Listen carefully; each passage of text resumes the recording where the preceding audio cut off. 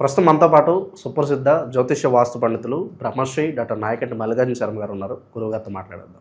నమస్కారం గురుగారు. నమస్కారం. 2026 జనవరి మాసం తులారాశి వారి పరిస్థితి ఏంటి? ఎలాంటి అదృష్టాన్ని నేను ఇలా తీసుకురాబోతుంది గురుగారు? చాతుర్గ్రహ కూటమి ఏర్పడుతుంది. అంటే ధనస్సు రాశిలో మకర రాశిలో చాతుర్గ్రహ కూటమి అంటే 4 గ్రహాలు కంజంక్షన్ అవుతాయి. రవి, బుధ, శుక్ర, కుజులు. శుక్రుడు సుఖాన్ని, భోగాన్ని, లగ్జరీని ఇచ్చేవాడు. కుజుడు రియల్ ఎస్టేటు, మెకానికల్ ఇంజనీరు, అలానే మెడికల్ సంబంధించిన విషయాల్లో కానీ, రియల్ ఎస్టేట్ కానీ, కన్స్ట్రక్షన్ కానీ ఇలాంటివి ఇచ్చేవాడు కుజుడు. రవి ఉద్యోగ కారకుడు అంటారు. సహజంగా ఉద్యోగము, ఆరోగ్యాన్ని ఇచ్చేవాడు. బుధుడు ఏమిటంటే వ్యాపార రంగంలో బుద్ధి కుశలత, సరైన బుద్ధి, ప్రణాళికాబద్ధంగా రూపొందించుకోవటం, ఒక ప్లాన్గా వెళ్ళేది బుధుడు కారణమవుతాడు. అయితే ఈ 4 గ్రహాలు కంజంక్షన్ అయినాయి. అలా ధనస్సు రాశిలో కంజంక్షన్ అయినా, అలానే మకర రాశిలో. ధనస్సు రాశికి అధిపతి గురువు, మకర రాశికి అధిపతి శని. అంటే ఈ 4 గ్రహాలు ఆ 2 రాశుల్లో సంచారం చేయటం జరిగింది.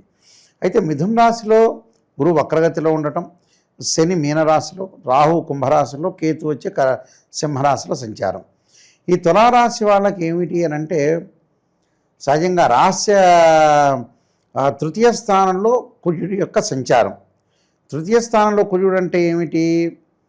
ద్వితీయాధిపతి, అలానే సప్తమాధిపతి కుజుడు 3వ స్థానంలో ఉండటం వల్ల భూమి కారకుడు, ధరణీగర్భ సంభూతుడు అంటాడు కుజుడు. అంటే వ్యవసాయ రైతులకి లాభాలు కలుగుతాయి.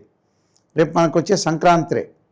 ఈ సంక్రాంతిలో ఏంటి? పంటలు మంచిగా పండితేనే, పంటలు బాగా పండితేనే టౌన్లలో జనాలు టక్ చేసుకొని తిరిగే అవకాశాలు ఉంటాయని పాత రోజుల్లో ఒక సామెత. అంటే రైతులు బాగుంటేనే ప్రపంచం అంతా కూడా కళకళలాడుతూ ఉంటుంది. అందువల్ల మనం డబ్బు తినలేంగా. చిరంజీవి వేటలో ఒక విలన్కి వజ్ర వైడూర్యాలు తినిపిస్తుంటాడు, ఇవి తిను, డబ్బు తిను అని. అలా డబ్బు తినలేరుగా మనిషి. మనకి బియ్యం ఉండాలి, గోధుమలు ఉండాలి, జొన్నలు ఉండాలి, టమాటాలు ఉండాలి, వంకాయలు ఉండాలి, ధాన్యాలు ఉండాలి, రకరకాల వస్తువులు పండాలి. పండితేనే మనం తినగలుగుతాం. ఈ మాత్రం బతుకు గడిపే అవకాశం ఏంటంటే వ్యవసాయం బాగుండాలి. అయితే రైతులకు అనుకూలంగా ఉండే అవకాశాలు ఎక్కువ ఉంటాయి.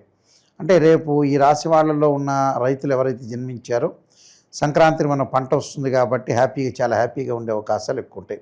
రైతులు హ్యాపీగా ఉంటే ప్రపంచం అంతా హ్యాపీగానే ఉంటుంది. అలానే కుజుడి యొక్క ప్రభావం రియల్ ఎస్టేటు, కన్స్ట్రక్షను, మెకానికలు, అలానే మెడికలు, ల్యాబొరేటరీస్ ఇవన్నీ చాలా బాగుంటాయి.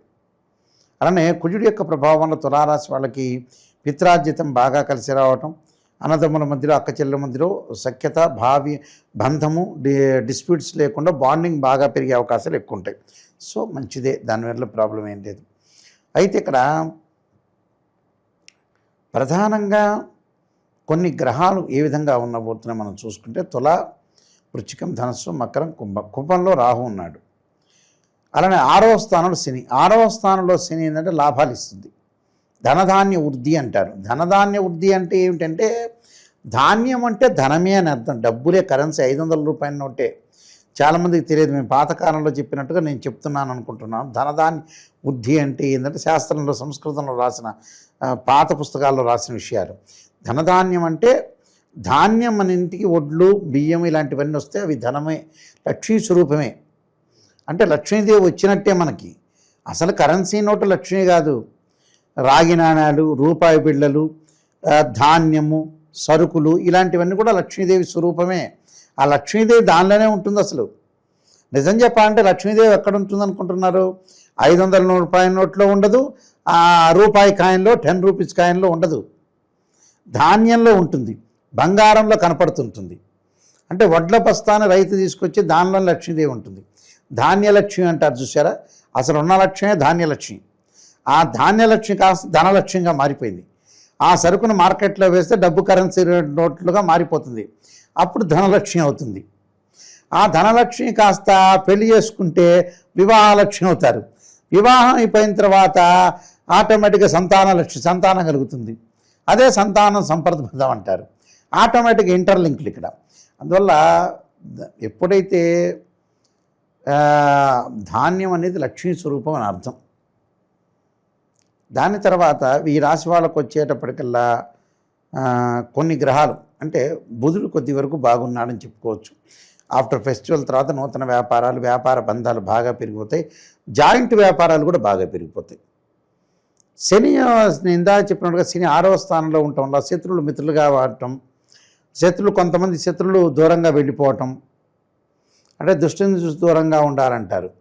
అలాంటివన్నీ కూడా వెనక్కి వెళ్ళిపోవటం, ప్రతి పనిలో కూడా కొంత విజయం సాధించే అవకాశాలు ఎక్కువ ఉంటాయి. అంటే సర్వత్రా విజయం లభించే అవకాశాలు ఎక్కువ ఉంటాయి. తులారాశికి రాస్యాధిపతి అయిన శుక్రుడు తృతీయ చతుర్థాల్లో ఉండటం వల్ల మిశ్రమ ఫలితాలు, శుభ కార్యక్రమాల్లో పాల్గొనే అవకాశాలు బాగా ఎక్కువ ఉంటాయి. తీర్థయాత్రలు, పుణ్యక్షేత్రాలు తిరిగే అవకాశం అంటే కేతు యొక్క బలం వల్ల కూడా కొంత జ్ఞానం రావటమే కాకుండా ఆస్తులు కలిసి వచ్చే అవకాశాలు ఒకటి ఉంటాయి. ఆస్తులే కాదు, ఫైనాన్షియల్ పరంగా డబ్బులు, గృహ ఉపకరణ వస్తువులు, ఇంటి మీద ఇల్లు వేయటం, ఇల్లు కన్స్ట్రక్షన్ చేసే అవకాశాలు ఎక్కువగా ఉంటాయి. కాబట్టి కేతు యొక్క బలం కూడా చాలా అనుకూలంగా ఉంటుందని చెప్పి కేతువు బాగానే ఉన్నాడు. అలానే చాలా గ్రహాలు కూడా ఎక్కువగా బాగానే ఉన్నాయి. తులారాశి వాళ్ళకి ఇబ్బందికరమైన వాతావరణం జనవరిలో నెల లేదు, కానీ ప్రశాంతంగా ఉండి ముందుకు వెళ్ళాలి. అంటే మానసికంగా కొంత ఆందోళన కలిగే అవకాశాలు ఎక్కువ ఉంటాయి. అంటే గురువు వల్ల మటుకు కొంత అనుకూలంగా ఉంటుంది. అంటే ఫైనాన్షియల్ పరంగా ఇంక్రీజ్ అయినా ఎక్కడొక్కడ అనవసరంగా 20% ఖర్చు అవుతుంటుంది. ఆ 20% డబ్బు అనేది వృధా ఖర్చు కాకుండా నివారణ చేస్తే మనకు మంచి జరిగే అవకాశాలు ఖచ్చితంగా ఉంటాయి. దీనికి కొన్ని పరిహారాలు చేసుకొని మనం ముందుకెళ్తే మంచి జరుగుతుంటుంది. గురుగారు, ఈ రాశి వాళ్ళకి విశేషంగా మంచి జరగాలంటే ఎటువంటి పరిహారాలు బాగుంటాయి అంటారు? తప్పకుండా ఈ రాశి వాళ్ళు పరిహారం జరగాలంటే ప్రధానంగా అమ్మవారి యొక్క ఆరాధన చేయాలి. మహాకాళి, మహాలక్ష్మి, మహాసరస్వతి. ఏ అమ్మవారిని కొలిచినా కూడా ఒకటేనండి. అమ్మవారు అంతా రూపాలు ఒకటే. ఆమె రూపం విడిగా ఏం మారిపోయింది.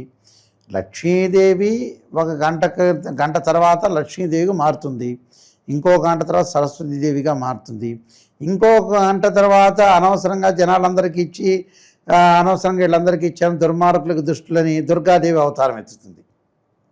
ఆమె కూడా పొరపాటు పడుతుంది పాపం. ఎందుకు అనవసరంగా కొంతమందికి చూడండి, పనికమాల వాళ్ళకు కూడా డబ్బులు ఇచ్చే అవకాశాలు ఎక్కువ ఉన్నాయి ప్రపంచంలో. అంబటే ఆమె కూడా బాధపడుతుంది, మదనం పడుతూ ఉండొచ్చు బహుశా, ఎందుకంటే అనవసరంగా ఇలాంటి వాళ్ళకి ఇచ్చాను అని. అప్పుడు దుర్గాదేవి అవతారం కోపంగా ఉద్రిక్తంగా ఉంటుంది. అలాగా అమ్మవారు కూడా పాపం ఆలోచన చేసే భగవంతుడు కూడా మనకు పురాణ ఇతిహాసాలు ఆలోచన చేసుకుంటారనే అర్థం కనపడుతూ ఉంటుంది. కాబట్టి ప్రధానంగా ఏంటంటే అమ్మవారి యొక్క ఆరాధన చేయాలి.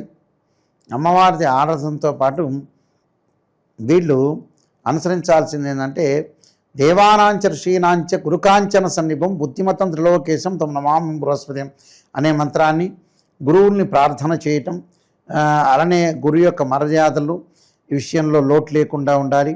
అకాల భోజనం జరిగే అవకాశాలు ఉంటాయి. సరైన సమయానికి వీళ్ళు తినరు, సరైన సమయానికి తినాలి. తిండి యొక్క విలువ తెలిసి ఉండాలి, తినాలి. వీళ్ళకి ఈ నేను చెప్పిన రెమెడీస్ అన్ని చేయటం వల్ల మంచి జరిగే అవకాశాలు ఖచ్చితంగా ఉంటాయి. ఓవరాల్గా ఈ రాశి వాళ్ళందరికీ ఈ మాసం ఏ విధంగా ఉంటుందో చాలా బాగా వివరించారు. ధన్యవాదాలు.